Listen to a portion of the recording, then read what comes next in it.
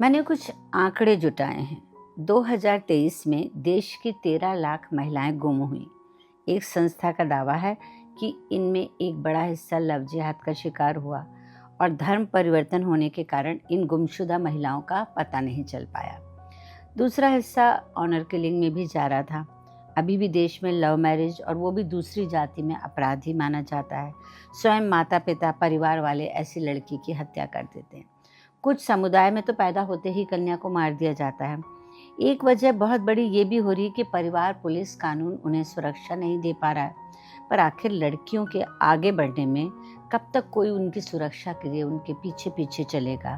कभी तो उन्हें अकेले होना ही पड़ता है। तो नमस्कार दोस्तों, क्या कह रही है ज़िंदगी में आज हम बात करेंगे बेपरवाह समाज और गायब होती लड़कियों के बारे में।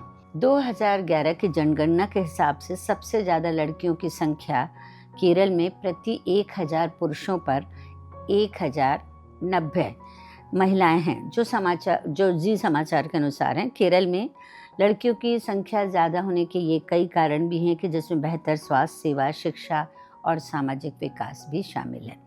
जाहिर सी बात है, उनमें स्त्री का योगदान बहुत है। कुछ समय से घरों से निकलते ही, कोचिंग से ट्रेन में बैठकर ना उतरने वाली, ऑफिस से घर वापस ना आने वाली, जॉब से आधी रात को न लौटती, ऐसी औरतें कई हादसों का शिकार होती। लड़कियों की संख्या ज़्यादा होती जा रही है कि वो कहाँ गायब हो रही है। मैंने कुछ आंकड़े जुटाए जो मैंने अभी आपको बताया उसके बारे में। तो सुना है अंगों का सौदा करने वाले सौदागर भी उन्हें उठा कर ले जाते हैं। सबसे बड़ा कारण हम जानते हैं देह शोषण।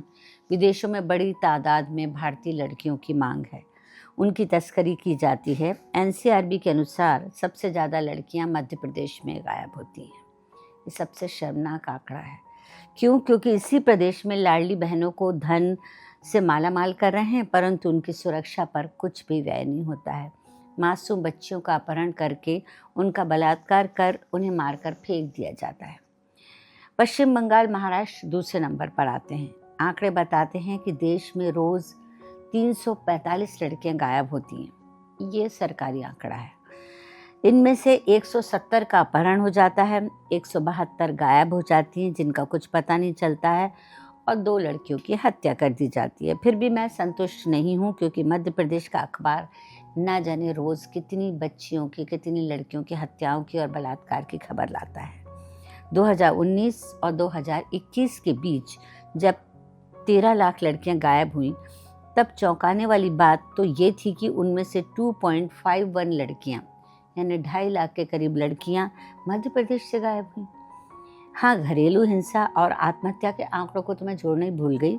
उसमें भी कई महिलाएं हत्या कर दी जाती है जिनकी, और वो गायब हो जाती हैं, जिनके केस तो बहुत कम ही सामने आ पाते हैं। अब जो ताज़ा आंकड़ा सामने आ रहा है वो है जाति धर्म के आधार पर, जिसे लव जिहाद का नाम दे दिया गया है।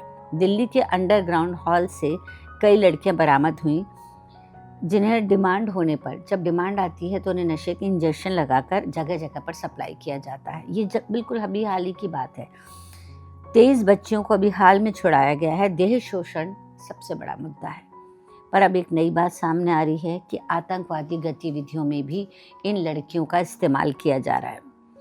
तो ये बात तो हुई कि गायब होती लड़कियां किन गलत धंधों में फंस जाती हैं। उन्हें माँ बाप पढ़ने नहीं भेजते, इसीलिए भी हमारे देश में लड़कियां कम पढ़ पाती हैं। लोग नहीं चाहते कि उनके घर में लड़कियां पैदा हों, तो फिर क्या किया जाए? देखिए, अगर हम विकसित देश बनाना चाहते हैं तो सब लड़कियों को पढ़ाना ही पड़ेगा। उन्हें सेल्फ डिफेंस की कक्षाएं ज़रूरी कर दी जाएं। लड़कों को लड़कियों के प्रति व्यवहार के लिए काउंसलिंग क्लासेस चलाई जाएं। महिला थाने काउंसलर बढ़ाए जाएं। परिवार में ऐसा माहौल रखें कि लड़कियां खुद को मजबूत समझें। व्हीकल, कैब, ऑटो, बस वालों के लिए वर्कशॉप की जाए, ताकि लड़कियां अच्छी तरह से सफ़र कर सकें। और ये भी हो कि रात के समय में अगर कोई लड़की ऑटो, कैब में अकेली सफ़र कर रही है तो ये खबर, वो नंबर नोट करके और उसको फिर थाने में पहुंचाई जाए। ये नहीं कि वारदात होने के बाद आप उसकी सुध लें कि वो किस कैब में थी। अगर पहले से ही कुछ ऐसी व्यवस्था हो जाए कि वो किस कैब में बैठ के जाने वाली है, तो ऑटोमेटिकली थाने तक ये खबर होनी चाहिए। हर 6 महीने में सबकी चारित्रिक जांच हो, जो कैब चलाते हैं, ड्राइवर, ऑटो वाले, महिलाएं खुद भी कोशिश करें कि अंधेरे अकेले स्थानों पर ना जाएं। अस्पताल में भी रात्रि में कोशिश करें कि घर के मर्द अस्पताल में पहरा दें मरीज के साथ, महिलाएं ना रोकें, क्योंकि आजकल वहाँ भी बहुत वारदातें हो रही हैं। महिला वार्ड व महिला अटेंडेंट की व्यवस्था होनी चाहिए जहाँ पर महिला पेशेंट हो। पेशेंट के साथ बलात्कार, ये तो बहुत ही अजीब बात है। ट्रेन में भी एसी कंपार्टमेंट में महिला अटेंडेंट रहे, और भी बहुत सी चीज़ें हैं जो हम सब मिलकर कर सकते हैं। मिर्च स्प्रे, पैनिक बटन के लिए दुविधा है कि अटैक होते समय लड़की मिर्च स्प्रे निकालेगी, पैनिक बटन दबाएगी, तो उसका इस्तेमाल ही नहीं कर पाती। ऊपर से आरोप ये लगाया जाता है कि सज धज के या फलाने कपड़े पहनकर बाहर ना निकलो। एक फैलाया हुआ डर भी लड़कियों के पीछे है, तो कोशिश करें कि आप उसका डर हमेशा भगाएं, हमेशा मैं हूं ना का एहसास दिलाएं।